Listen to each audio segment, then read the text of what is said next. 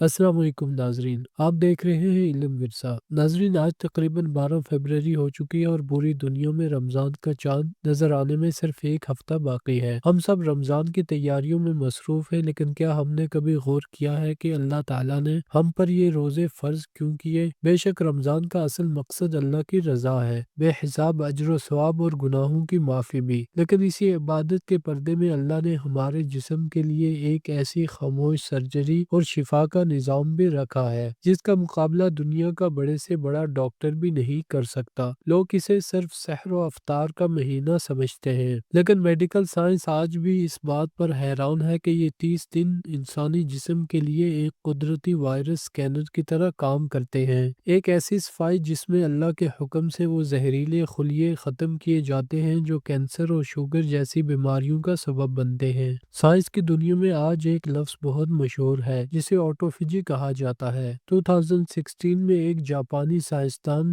کو اس پہ نوبل انعام مل چکا ہے۔ ان کا ماننا ہے کہ جب انسان 12 گھنٹے سے زیادہ کچھ نہیں کھاتا تو انسانی جسم اپنے اندر کی صفائی خود شروع کر دیتا ہے۔ ہمارے جسم میں کچھ ایسے خلیے یعنی سیلز موجود ہیں جو بیمار یا ناکارہ ہو چکے ہوتے ہیں۔ روزے کی حالت میں جب باہر سے ایندھن نہیں ملتا تو جسم ان بیمار خلیوں یعنی سیلز کو ری سائیکل کرنا شروع کر دیتا ہے، گویا آپ کا جسم اپنے اندر کے کوڑے کرکٹ کو خود ہی جلا کر ختم کر دیتا ہے۔ یہ اللہ کا کتنا بڑا احسان ہے کہ اس نے ہماری عبادت میں ہی ہماری جسمانی شفا اور تندرستی کا راز بھی چھپا دیا ہے۔ روزہ صرف پیٹ کا نہیں بلکہ ہمارے دماغ اور ارادے کی بھی تربیت ہے۔ تحقیق بتاتی ہے کہ روزے کے دوران دماغ کے نئے خلیے پیدا ہوتے ہیں جو یادداشت کو بہتر بناتے ہیں، لیکن سب سے اہم بات ول پاور ہے۔ آج ہم اپنی خواہشات کے قیدی بن چکے ہیں۔ رمضان ہمیں یہ سکھاتا ہے کہ ہم اپنے نفس کے غلام نہیں ہیں۔ جب آپ شدید پیاس میں بھی پانی کو صرف اللہ کے حکم پر نہیں چھوتے تو آپ کا ارادہ اتنا مضبوط ہو جاتا ہے کہ آپ عید کے بعد بھی برائیوں اور گناہوں سے بچنے کی طاقت پا لیتے ہیں۔ اللہ تعالیٰ نے روزوں کا اصل مقصد سورۃ البقرہ آیت نمبر 183 میں یوں بیان فرمایا ہے، یا ایھا الذین آمنوا کتب علیکم الصیام کما کتب علی الذین من قبلکم لعلکم تتقون۔ اے ایمان والو، تم پر روزے فرض کیے گئے ہیں جیسے تم سے پہلے لوگوں پر فرض کیے گئے تھے تاکہ تم تقوی اختیار کرو۔ تقوی کا مطلب ہے کہ اللہ کے خوف سے اپنے آپ کو ہر اس چیز سے بچانا جو آپ کے جسم اور روح کو برباد کر دے۔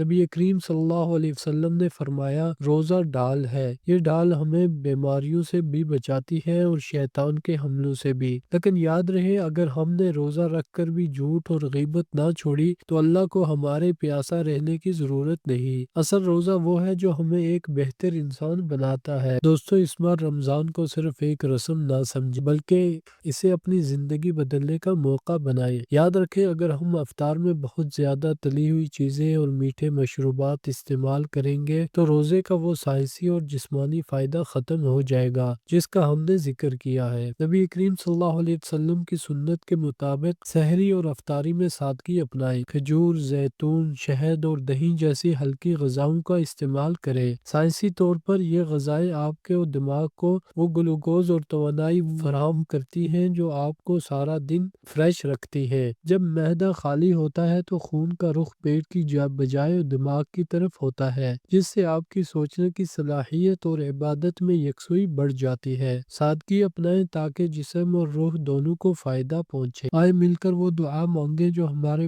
نبی پاک صلی اللہ علیہ وسلم رمضان سے پہلے مانگا کرتے تھے، اللہم بارک لنا فی رجب و شعبان وبلغنا رمضان۔ اے اللہ، ہمارے لیے رجب اور شعبان میں برکت عطا فرما اور ہمیں خیریت کے ساتھ رمضان تک پہنچا دے۔ جب آپ روزے کی نیت کریں تو خلوص دل سے کہیں، وبصوم غد نویت من شہر رمضان، اور میں نے کل کے رمضان کے روزے کی نیت کی۔ اگر آپ کو یہ ویڈیو معلوماتی لگی ہو تو کمنٹ میں انشاءاللہ لکھیں اور اسے اپنے پیاروں کے ساتھ شیئر کرنا مت بھولیں تاکہ وہ اس رمضان کی اصل روح کو سمجھ سکے۔ علم ورثہ سے جڑے رہنے کے لیے شکریہ۔